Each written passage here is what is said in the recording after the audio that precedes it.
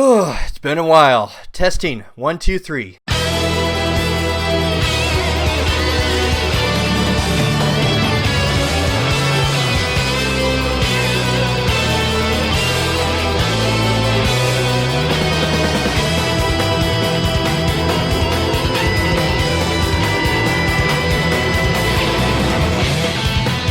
What do you know? I do exist. It was a lot of things keeping me from coming back. I had college, I had an internship, was really busy with life for the past few years, but as you saw in my last video, I burned out bad. Too much of one thing, frankly Zelda videos, let's just say it's good to keep things in balance and I didn't do that. Alright, so to make up for my absence, my fellow Zelda YouTubers have done dungeon rankings, but I haven't. That's not fair to you guys that I haven't done some. So instead of a top 20 favorite and least favorite dungeons, I'll start making these. It's like 10 times the content, so everyone wins. But expect some habit changes on my channel so I don't burn out, okay? It's just not Zelda this time. As you know, I like my variety. So, Ocarina of Time dungeons. The rules. I'll obviously be judging my personal favorite Ocarina of Time dungeons from worst to best. This includes the mini dungeons, Bottom of the Well and Ice Cavern, along with the final dungeon, Ganon's Castle. That's a whopping 11 dungeons. I'll be judging, well, everything. The music, the atmosphere, the dungeon item, the flow, everything goes and what feels relevant to the ranking. We good?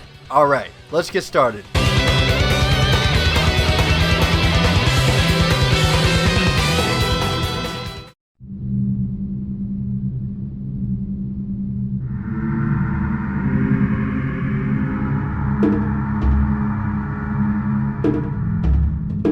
That obvious, huh? To start fairly and not a very good start, it screams filler mini dungeon more than anything else. If you want the direct and short version, just run to the opposite side of the dungeon, play Zelda's Lullaby, backtrack to the front room where the water drains from the song, beat the mascot for scariest monster ever in Zelda, get the Lens of Truth, and you're done. You're talking 5 minutes for the pro Zelda player. Other than that, there are a few keys and golden skulltulas around for some exploration, but other than doing that for completionist's sake, a Zelda player won't be wandering around for that casually unless they're curious as a first timer. Besides, the Master Quest version in my opinion makes these aspects much more mysterious and satisfying to solve than the vanilla version. But as I'm judging the plain Jane vanilla version, not much to praise here. The music and atmosphere is the same as the Shadow Temple, so I'll talk about that more there. The enemies on the other hand, I do think are neat though, like the wall masters and mummies, making the place more daunting to invoke that anxiety from the Forest Temple up to this point in the game. Overall, the Bottom of the Well does have some minute positives, but I think a lot of Zelda fans are in agreement that when compared to the other dungeons and temples, they check a lot more boxes than this place does. I guess that's it. I don't think there's anything else to expand on with this dungeon. Fun fact, it wasn't this guy that traumatized me as a kid as it does to the usual Zelda player, this guy was. It was the big green flaming skull wandering the hallways. So, the more you know. Now you may commence your teasing in the comments.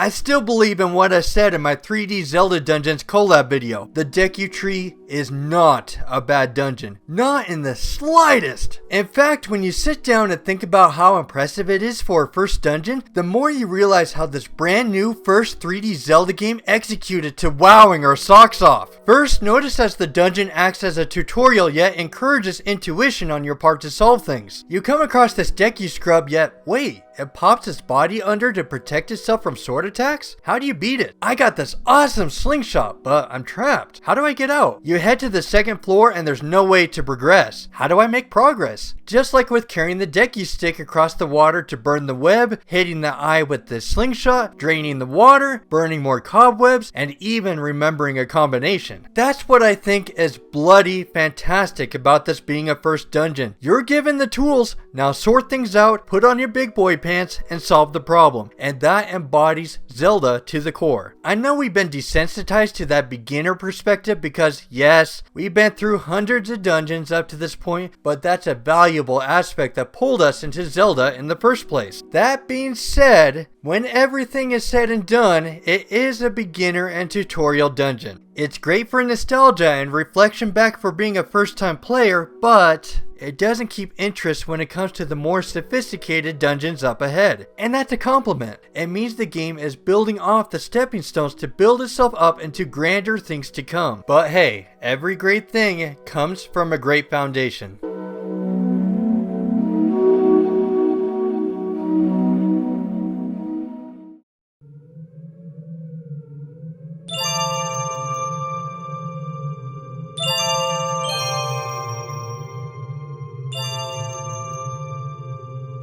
I'm kind of in the middle with this dungeon with everything about it. I like the ice because it's one of my favorite elements, but I hate how vulnerable you are with your loss of traction. Like, I'm used to ice physics and can handle them just fine like in the typical Mario game, but here you're going in rings with the loss of traction while having frozen ice breath blasted in your face. It's not good for your gamer pride when you're stuck helplessly in an ice cube, you know? I do like the concept of the blue melting fire that melts cursed ice, but I hate how much you have to backtrack to the source to get more of it. Especially in melting the Maweep King Zora. Not good marks. I like the ice platform puzzle here, but it's a waiting chore if you've done it before. I like the ice enemies, but yeah, you can see where this is going. It's a lot of getting there to the brilliant side of things, then flump, you hit the anticlimactic moments and suddenly it's not fun anymore and you want to get the heck out of there. Add that it's a side dungeon and it's a bunch of melted potential. Plus, it's not memorable. Hardly anyone in the Zelda community often talks about it. I may have been over dramatic, but I don't really hate it. It's fine, it's just there. Overall, I think it's probably best to keep this dungeon as it is with its length. Otherwise, we could have had that dreaded ice temple to go along with the dreaded water temple in our catalogs of things to repeatedly beat down on. But thankfully, this dungeon is so short, about 10 to 30 minutes depending on your skill level or it being a first time playthrough, that it just slips and slides right on by.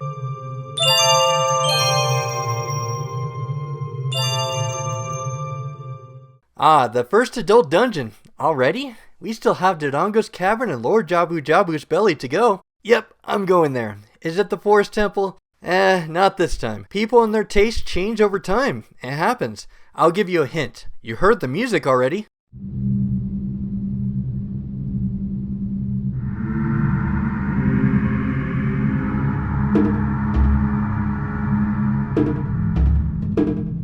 I always need to preface things like this with Zelda material, don't I? It doesn't mean I dislike it in any way. I love the Shadow Temple a lot. There's a lot of things I enjoy about it. First off, I love the lens of truth and the obstacles revolving around it. There's something special about interacting with invisible obstacles and traps. It's almost like the game Portal where you're messing with the laws of physics in some way, and it gives you the evil, devious feeling. Come on, didn't you feel that empowering moment when walking over the invisible platforms? Along with that, I adore the hover boost just like bubble wrap.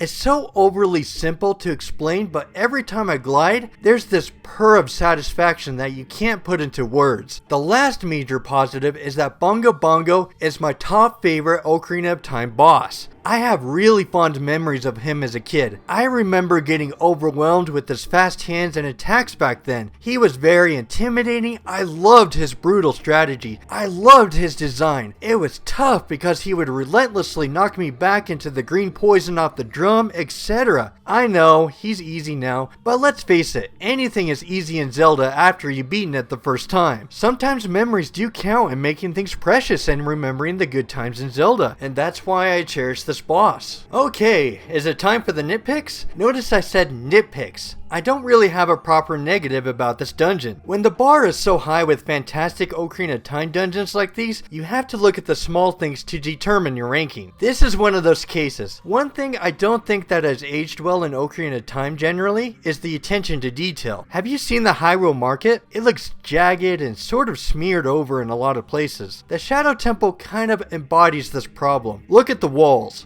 Look at these skulls. They don't look really elegant compared to the other dungeons in my opinion. It's a small thing, but it's something I've noticed that kind of kicks at the immersion a little bit. The other nitpick is that like the Dodongo's Cavern and Fire Temple, the flow is a teensy bit too straightforward to my liking. It's straight corridor after corridor with the occasional small branching path to a puzzle. It's tough to immerse yourself into a dungeon when you're whooshing past everything it has to offer, you know? Can't really take it in. Again, these are tiny things, but I asked myself, which adult dungeon is the one I am least looking forward to doing again? It pains me to say it, but sorry Shadow Temple. I've got to put you in the grave when compared to the other dungeons.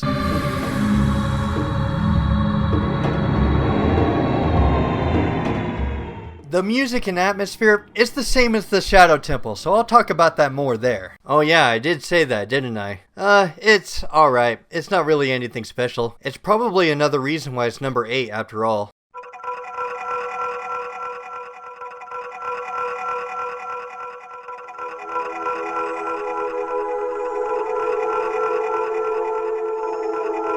Uh-oh, everyone is anticipating my bombardment of this dungeon. Well, here we go. So again, we're getting into something complicated with this dungeon. Most Zelda players think this dungeon has excellent puzzles, excellent enemies, an excellent item with the bow, excellent music, an excellent concept, an excellent boss. So, why did I drag the dungeon way down here? That's because while these are all excellent things in theory, certain things under the surface to this dungeon are more bothersome to me over time that start to negate those positive points. It's a lot to take in, so let's break the problems down one at a time. First off, this dungeon drags. It drags so bad. At first glance, it doesn't seem like a big deal, but it kind of is to me personally. The concept of the 4 ghosts here is a great idea, but in fighting them, it's waiting for them to reappear to snipe them with the bow over and over and over and over. I don't really like how the ghost fights were executed similarly to each other, and they're repetitive and dull. When it comes to moving the blocks in the west chamber, it just takes forever. For the first couple of times, it's fine because you're figuring things out, but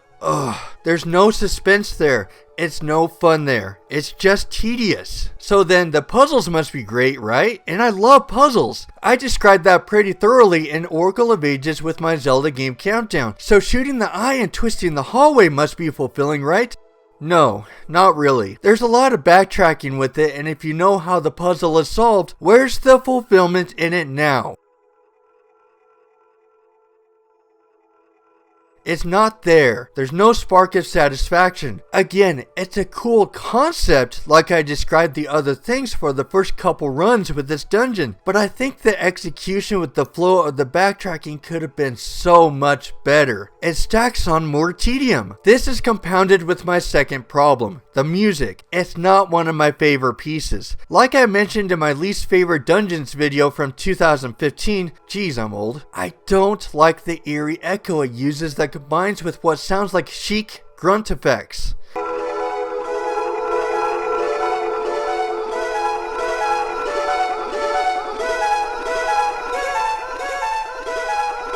I know someone will probably say that doesn't sound like chic, but to me it does. It's like one of those things where you try to unhear something, but you can't because your brain just picks it up automatically. Yeah, it's annoying and I'm not a fan of it. Okay, let's switch to the things I do adore about the dungeon. These positives are enough to rank it above the Shadow Temple after all in my book, namely the Stalfos. I think they're my favorite common enemy in the game because of the rigorous offense and defense against Link. It adds a lot to the game's build-up of becoming an adult with getting involved in this dark, messed up future. I do adore the chest portion of the dungeon. It's not long, but it stands out. Getting that anxiety of crossing large gaps to get to a safe zone before the ceiling comes down. I love the puzzle pieces and putting together the yellow ghost, the third one. That's good stuff. I also love the last puzzle after you beat the last ghost and moving the walls around. It may be old to me, but that is some ingenious stuff that the developers put in to make the rotating walls and rooms that I can't help admire. Shooting an arrow through the flame to hit the eye enshrouded in ice? That's another big highlight. Everyone had to have needed at least a minute or two to figure out how to get through that. That's classic Zelda goodness right there. And finally, the Phantom Ganon boss is my second favorite boss fight in the game. I love both phases of the fight. Searching around in the paintings for the real one to expose itself while leaving behind a shadow for a red herring to throw the player off. Mwah! Beautiful execution. This second phase is the usual tennis match, but sometimes the ball of light is going so fast that it puts your reflexes on edge, making even a Zelda pro have to keep their composure. Excellent, excellent, excellent boss fight. Though, isn't it kind of funny and ironic that the fake Ganondorf turned out better than the real one towards that monologue at the end? I kind of snicker at it. Overall, plenty of fantastic stuff to praise, but also a whole shelf of baggage which kind of makes the whole experience kind of mixed for me. It's cool if you happen to like it. I totally respect that. But yeah, just because it's popular doesn't mean everyone likes it. It's Zelda. Anyone can like or dislike anything.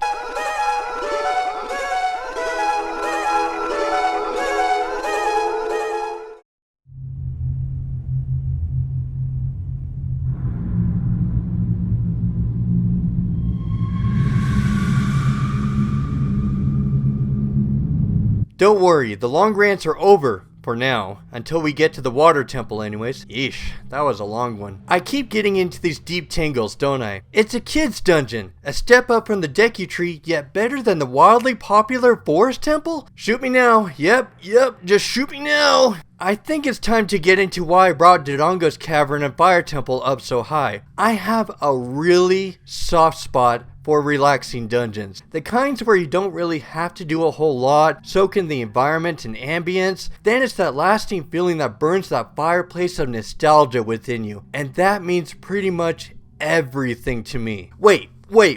But this isn't really fair though, don't you think? I talk about some environmental feelsies in a kid's dungeon, then all of a sudden the Shadow Temple and Forest Temple gets knocked down in the dust under this? What about the puzzles? What about the bosses? The dungeon items from the further dungeons? Suddenly those superior things when compared to this kid dungeon don't matter? You've got a point, but let me remind you how many videos where I say this interesting line. I need to go back to my first Zelda game and explain what got me into this series in the first place and why I still play it today faithfully. When I started playing Ocarina of Time, one thing that stands out to me from it is the large variety of environments. That is the number one main reason I play Zelda. It is the prettiest series hands down in my book and is backed up with exploration. There's plenty to go see in every Zelda game. The more there is to see and the prettier it is, the more I will love that particular Zelda game. The thing I absolutely number one adore from 3D Zelda games is the incredibly atmospheric and immersive worlds these games bring to the table, and this moment reeks of everything I love from a 3D Zelda game. So now we finally come to my number 9 rank, Super Mario Sunshine. I love the beach. I love it so much. This place right here is my favorite location in Mario, hands down, and no one will convince me otherwise. Everything's so bright, lively, and full of detail that just floods the immersion quota. It makes sense now. Environmental immersion is exponentially more important to me in dungeons than things like puzzles or dungeon items, but I don't think I ever expanded on that. Why are environments my number one choice for appreciating Zelda and not the other things? Because Zelda, when compared to other video game series, provides a very unique environmental theme to every entry it provides. This in turn makes each game world an environmental marvel. They're big, expansive, diverse worlds just begging to be explored and be a part of. However, puzzles, bosses, and dungeon items, or equivalents to it, no offense, can be found in other video games in some way or another. With Zelda games, it's that combination of environmental flair with each new unique iteration that can't be matched. Dungeons, villages, that natural environmental spark, the exploration, the things to see, the magic is very real to me in this series. I may have gone off on a tangent, but it essentially covers why I smothered Dodongo's Cavern with my love. That fire is gorgeously executed.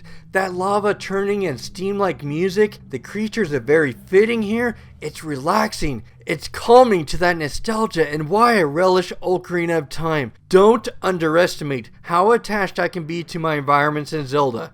I love them. Are there negatives? Yes, and they are obvious. It's a kid's dungeon, so the puzzles and concepts are going to be really basic. So my environmental bias can only help us so much. Plus, as I said in the Shadow Temple, I really like relaxing dungeons, but it is a very straightforward dungeon, so the complexity, it's an easy dungeon to navigate to a fault. So it's not invincible from those nitpicks even from myself. But hey, fantastic marks overall.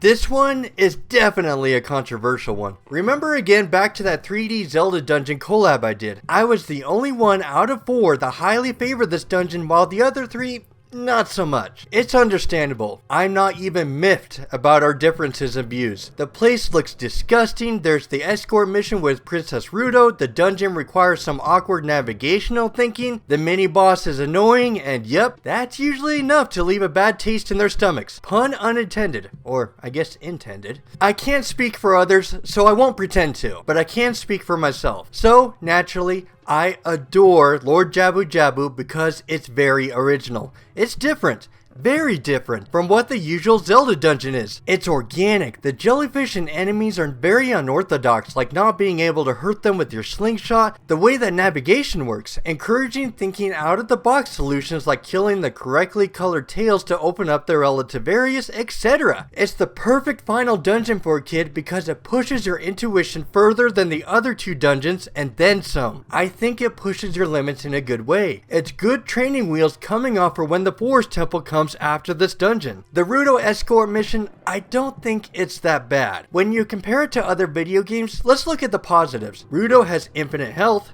That's a plus. No AI for her to wander around. Thank God. You can throw her at enemies or away to deal with them, and she has the same mechanics as a box. Literally.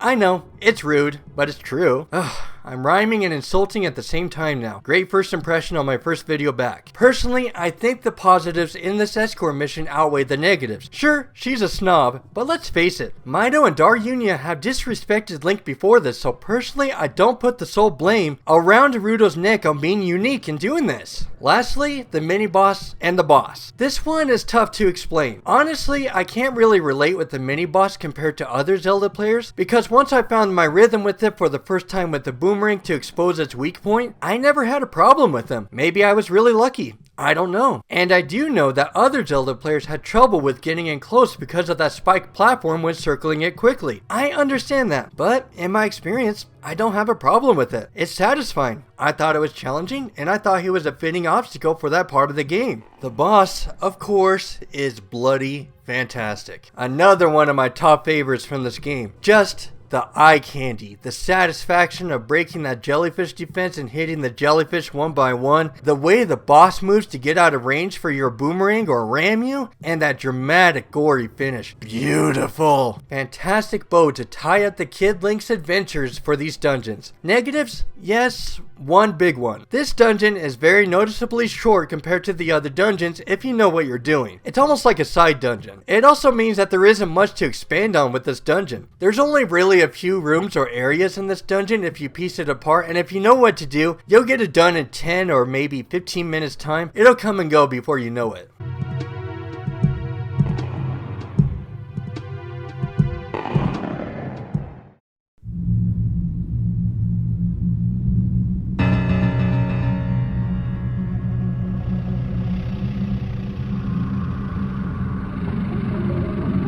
I'll be the first to admit that Ganon's castle is the epitome of great and hard puzzles in Ocarina of Time. It makes sense. You've gone through 3 kid dungeons and 5 adult dungeons, so I better ramp those up for the final challenge. But I'm kind of mixed with one thing. Do the puzzles feel kind of random to you? Enough to the point where the satisfaction is kind of empty? It almost feels like speed dating where you're thrown so many random dates quickly but it doesn't leave an impression. I think that's the reason that Gerudo's training ground or Ganon's castle is never ever talked about. Because it doesn't have a solid theme behind its puzzles to leave that impression. I think that's my disappointment with it. It could have really flushed that out, but since it is 6 temple sections, it loses a lot of focus, you know?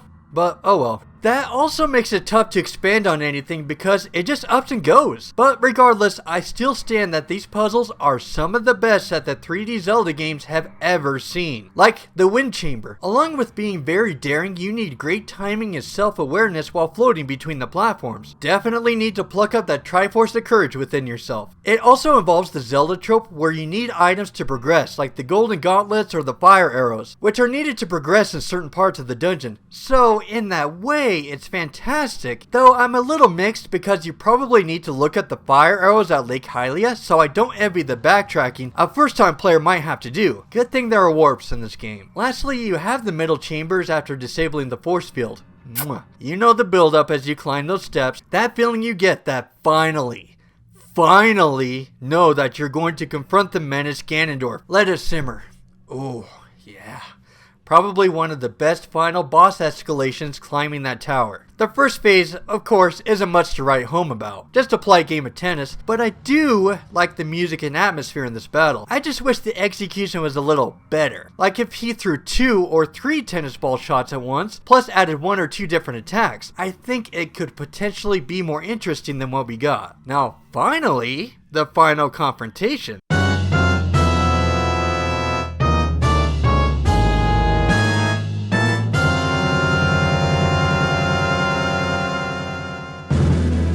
I may have had a few negative nitpicks in my top 288 Legend of Zelda bosses, but it was a high rank regardless because that bleeding atmosphere. Zelda screaming when you get hit, those intimidating long blades, there's no words to describe ever feeling that immersion anywhere else in video game history. It's that fantastic and why it is the iconic moment that it is. But unfortunately, we're on a dungeon countdown, not a boss countdown, so I'd love to talk more about the Ganon fight some more, but come on, it's time to go into my top 3 dungeons. And well, we haven't talked about the water temple yet, have we?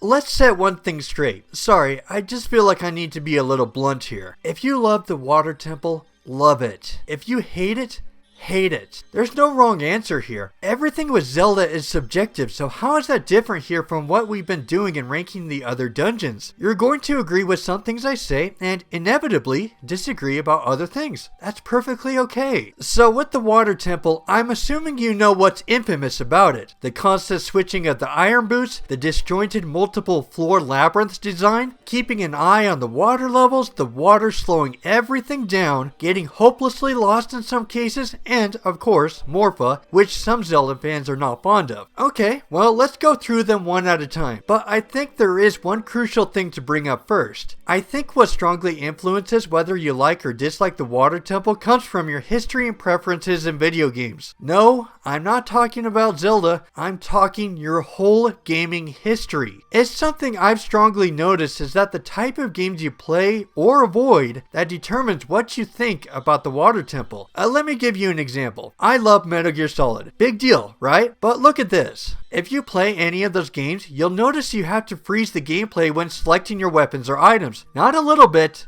all the time.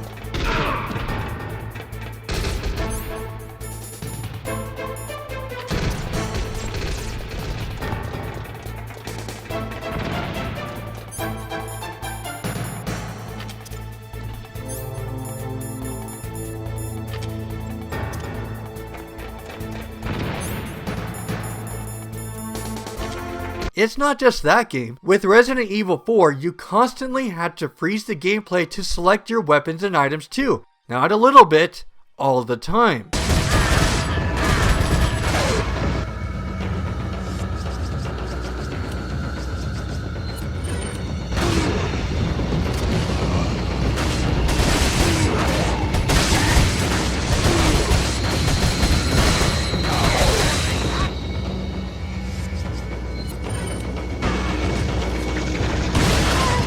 The point is, I happen to play a lot of games like that, including Zelda, where you have to swap items through your menus all the time. So when it came to the constant switching of the iron boots, it doesn't even cross my mind as a problem because I'm so stinking desensitized to it. So to me personally, the problem isn't even there. About the dungeon being disjointed and being a labyrinth, do you know how many RPGs I played, especially dungeon crawlers, that have been maze-like and disjointed? Do you have any idea? Shining in the Darkness, my favorite Sega Genesis RPG, does 30 hours of this relentlessly. Dead ends, having to find missing keys or items, doing unforgiving coordination or navigational troubles? Yeah. And do I think the Water Temple is the worst of it? Not a chance. But I hope you're seeing the connection here. My gaming history either desensitizes the problems in this temple or trivializes them. It doesn't bother me because I've seen so much worse and I played much worse. A couple hours of tedium isn't going to faze me compared to 30 from an RPG, and that was before my first time playing this as a kid. I'm sincerely not trying to come off that I'm a show-off or better than anyone at certain video games. I'm simply bringing up that my history and your history with video games makes more differences in interpreting your games than you think. I think how the Water Temple is paramount with your experiences with video games in general is going to determine whether you like this place or despise it. So, if you're desensitized to the iron boots, like me, if you like getting lost in disjointed mazes, like me, which is why I love playing dungeon crawlers, if you love water, like me, if you like strong, tedious puzzles in general, like me, then I think we know how this watercolored picture is starting to form and where I come from with it. Do I have any negatives though?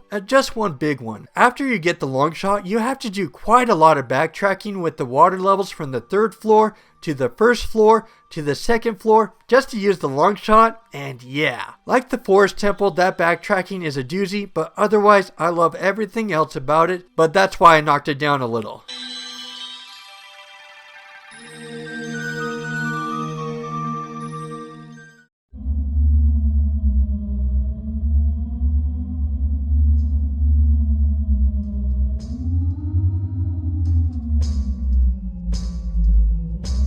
I fear I'm going to get very repetitive in this entry. Do you remember my Dodongo's Cavern and appreciating the environment and atmosphere in that dungeon? That's pretty much how I feel with about 90% of this entire dungeon's ranking. So things like the Megaton Hammer, the Gorons, and anything else is going to be second rate compared to that. Because I exponentially appreciate the environment and atmosphere like I said before. It pretty much covers everything. So let's head on to the next entry. Psych! I won't do that to you, but I'm sorry to say is that this is going to be a short entry regardless because I've already described 90% of why I love this dungeon in Dodongo's Cavern. I seriously, through days of pondering and headaches in how to go forward with this dungeon, I can't find a way to expand much more about this dungeon to justify my ranking, but I'll do my best. Well, this is the reason why I'm struggling. The linearity, the puzzles, the layout of the dungeon, and the Megaton Hammer, they're not very good. Like the Shadow Temple, the Fire Temple has a habit of big open rooms and chambers that leads to the occasional side passage for a key or Goron. And that's it. The puzzles are practically non-existent, with the hardest things to figure out is blowing up hidden walls or using bombs to activate timed crystals to stop the flames. And the Megaton Hammer, let's be fair for a second, is that it's not practical. It can probably be used as a last resort weapon for the final Ganon fight if you don't have the big Goron sword with you, but that's the most practical outside use of the hammer from the dungeon I can think of. I'm sure some of us, including me, were grateful for that in our first playthroughs. So, rank it lower than number 2 then? No.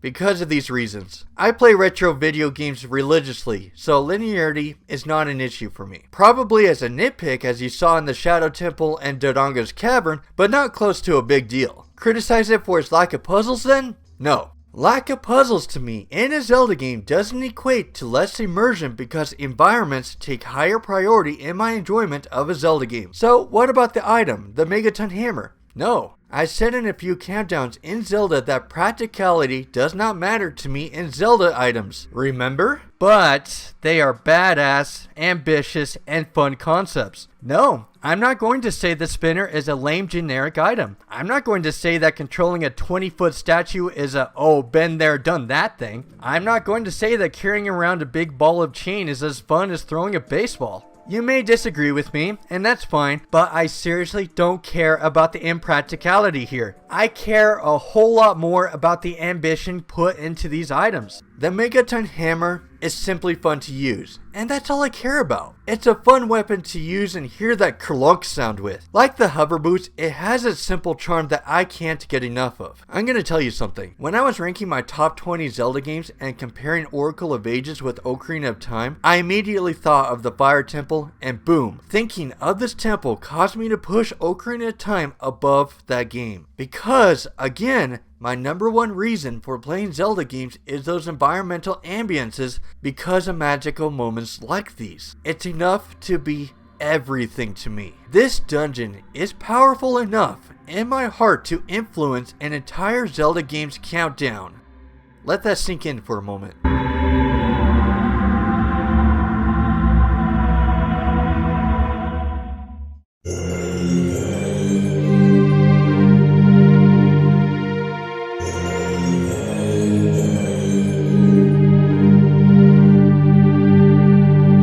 These two temples, the Fire and Spirit Temple, have always been my neck-to-neck dungeons. One year it's the Fire Temple, the next it's the Spirit Temple, then it flips back over. Just wait until next year and then this is number 2 again. Just like the Fire Temple, the Spirit Temple has that music and atmosphere where it just moves your soul. It has that haunting melody where it tugs you into the immersion with every note that you hear. You know, it's funny, there have been a handful of times where I managed to prove that the Spirit Temple was the best dungeon, like on Facebook groups, just by mentioning the music alone. That's how powerful it is. Even excluding things like the kid and adult sections, the puzzles and whatnot, the music forces every bullet point aside and stands proud. Already a fantastic first impression, but let's be thorough. Going through it as a kid my first time, I remember was challenging. I remember through my first time because it's a muscle memory mess. Yeah, say that 5 times fast. You've been an adult for most of the game, then having to relearn using the boomerang and Deku sticks, and then remembering that you pull the Hylian shield over your body instead of properly using it, and then being reminded that you burned your last Deku shield. I did that. Most important, it's a fantastic reminder of how far you've come on your journey through Ocarina of Time. Sure, the puzzles are kind of basic like in the kid dungeons, but I don't think that matters at all. I think it's the reflection of your journey that is far more significant here. There is the occasional new puzzle like using fire to kill enemies that were only hurt by it, which is a nice touch. The adult dungeon actually makes me laugh a little bit. There's one puzzle there that you can cheese straight through with the long shot. I imagine that developers forgot to remove the ability to latch onto the top part with the long shot and wanted you to climb it the slow way, but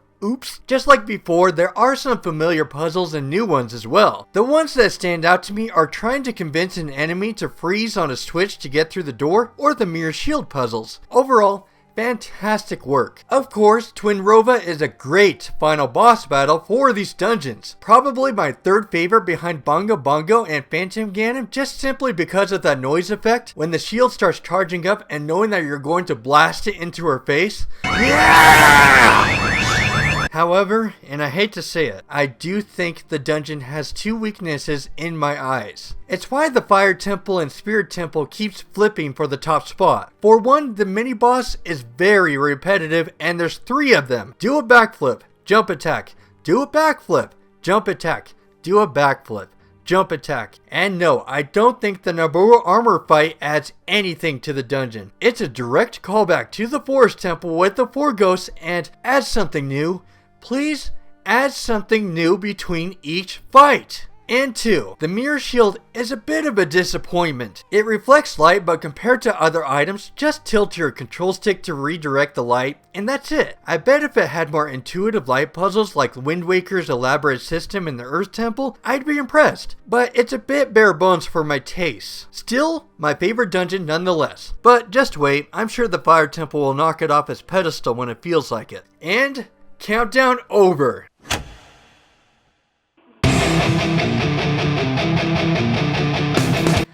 I do like the concept of the blue melting fire that melts cursed. I do like the concept of the blue melting fire that melts cursed ice, but I hate how much he was very intimidating. I loved his brutal strategy.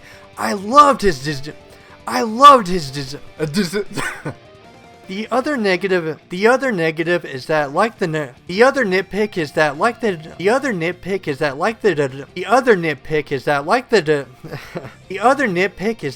the I can't say it. You could throw her at enemies or away to deal with them, and she has the same mechanics as a box. You can throw her at enemies or away to deal with them, and she has the same mechanics as a box. You could throw her at enemies or away to deal with them, and she has the same mechanics as. Come on, you can do it! You can throw her at enemies or away to deal with them, and she has the same mechanics. Why can't I say as? Come on. You could throw her at enemies or away to deal with them, and she has the same mechanics as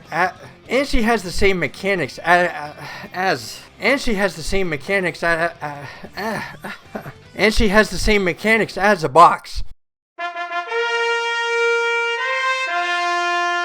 Because I exponentially appreciate the environment and atmosphere, like I said before. You're the worst. And no, I don't think the Naboru